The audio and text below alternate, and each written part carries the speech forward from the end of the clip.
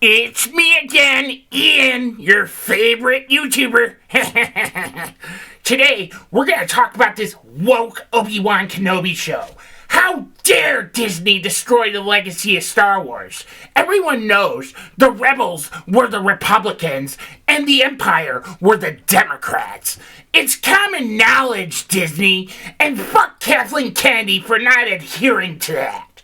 So, we gotta talk about the main talking point of Obi-Wan Kenobi, in which there is a person of color, because YouTube won't let me say what I really want to say, who is a Sith Inquisitor, who has all the screen time in the world. Well, granted, Ewan McGregor does take up some of the screen time, but there's way too much of this black woman in this TV show about Obi-Wan Kenobi. How dare Kathleen Kennedy put this black woman in here? And oh, don't get me started on Princess Leia, mocking her male cousin just to emasculate him. And then, of course, they have to make her sassy and talkative. And this is some of the worst acting I've ever seen. I mean, where's her faux British accent from A New Hope? There's nothing like the masterclass acting from Hayden Christensen's Shan monologue from Attack of the Clones. I mean, what the fuck?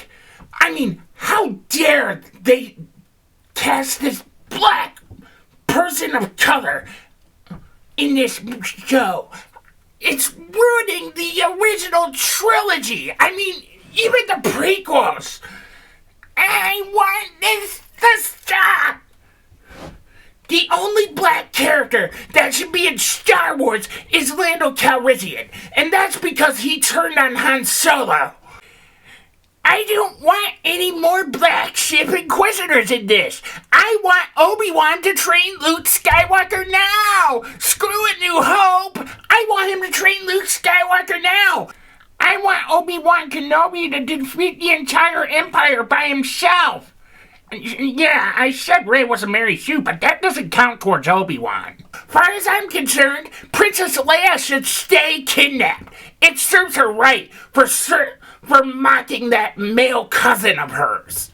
I, for one, am calling for a boycott on Disney Star Wars, but be sure to tune in next week for my next review of Obi-Wan Kenobi Episode 3, because somebody has to watch this woke crap. Just for Ron DeSantis shirtless showing up on my computer? Mom, you weren't supposed to see that. I was looking up shirtless Ron DeSantis pics for my next thumbnail, about how he sticks it to woke SJWS. There, that's it. How dare Lucasfilm attack fans for sending death threats to Moses Ingram, who totally deserves death threats? Shut the fuck up, Ian. I'm sorry about that. The views of Ian the Incel don't necessarily reflect the views of New Realms Media. But anyway, I just kind of want to use this as kind of an update in my life. 3 months ago, I had to take an unplanned hiatus.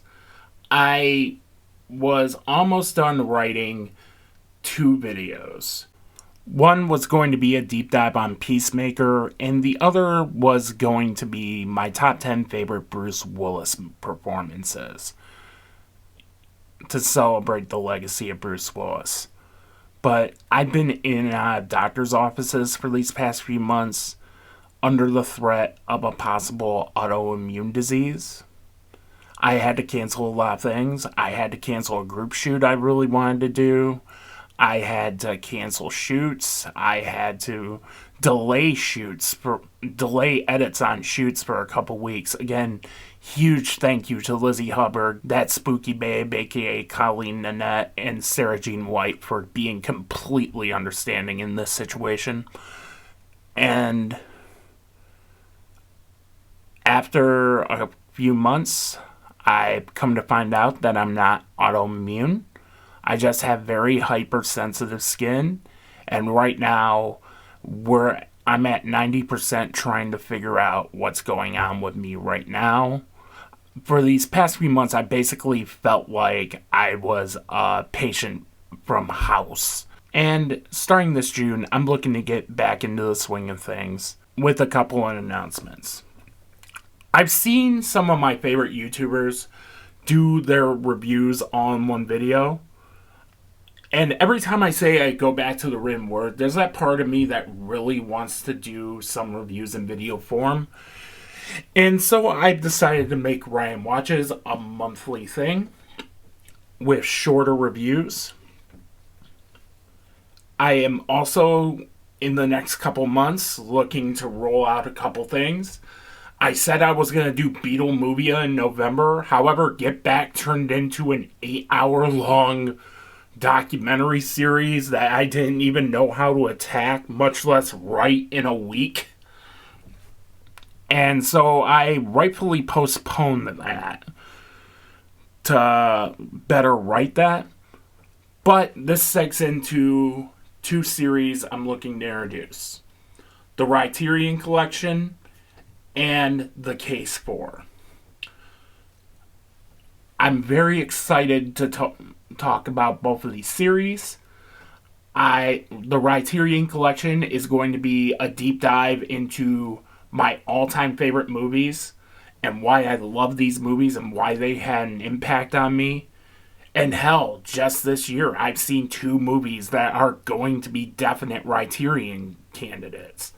And The Case 4 is a subseries I've been developing for 3 years that I really wanted to do. It's where I take a look at films with 59% or lower and explain why they deserve better or a second chance. And with all that said, I'm looking to still do photo shoots. I'm looking to get back into it completely. And I'm looking to just start anew again. Especially given this is the 10-year anniversary of New Realms Media. And I want to do something big for that. That being said, be sure to like, comment, share. Be sure to stay tuned for my next video.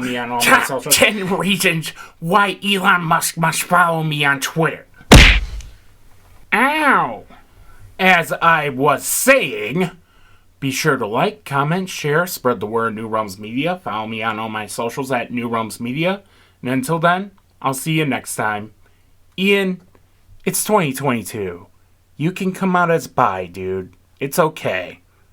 You'll be accepted. I'm not bi! I like girls!